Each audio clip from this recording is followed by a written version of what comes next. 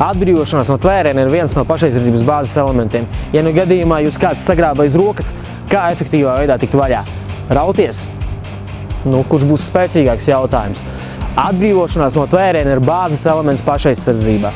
Atbrīvoties ir svarīgi, lai mēs varētu tālāk jau vai nu bēgt, vai rīkoties. Bet ja mēs nevaram atbrīvoties no tvēriena, tas, kurš mūs satvēris, kontrolē situāciju.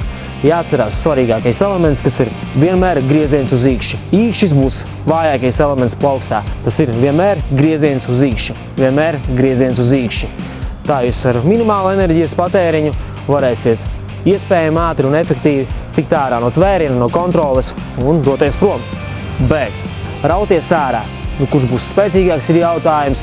Vilkt uz leju. Vienmēr ar šiem 4 pirkstiem pavadīs manu vilcienu uz leju, bet ja mēs griezīsim uz īkšķi, mums ir iespēja atbrīvoties. Ja sevišķi tas būs pārsteiguma elements. Atceramies šos principus un ievērojam. Demo.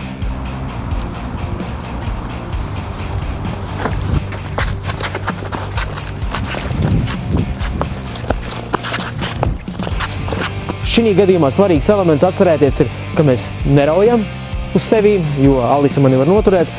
Vilkt uz leju arī ne, ar 4 pirkstiem mani var pavadīt. Jāgriež uz īkšķi vienmēr ir šāds. Grieziens uz īkšķi. Šādies. Tagad Alisa. Lūk, redzam, man īkšķis slīd vaļā.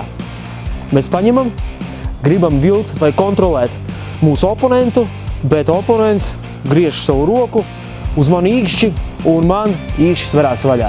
Ja tas ir vājākais elements satvērienā. Šis ir vienkāršs princips, bet viņš ir jāatcerās. Viņš var palīdzēt mums dažādās šādās situācijas kļūt ārā.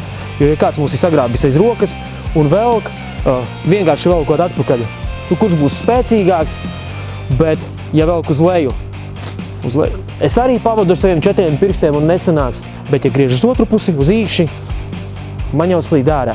It sevišķi es negaidu to. Ja es gaidu, protams, es jau varu pārkārtot savu roku, pavadīt, bet mums ir tas jādara pārsteiguma elementu. Tas nozīmē, mēs nevaram lēnītēm griezt. Mums ir asi jāizgriež ārā un īkšķis atvērsies tipiskajā gadījumā.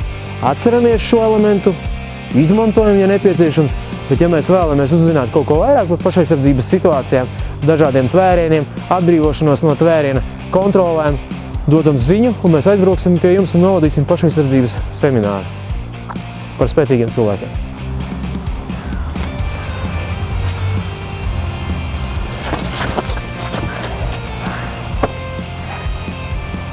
Cietušais veiksmīgi atbrīvojas, izmantojot pareizu atbrīvošanās tehniku no tvēriena, efektīvā veidā tik ārā un aši devās projām. Tas, kas arī pašaizsardzībā būtu jādara. Mēs vienmēr vēlamies aizbēgt un izsaukt palīdzību par spēcīgiem cilvēkiem. Apgūstam pašaizsardzību un esam gatavi dažādām situācijām.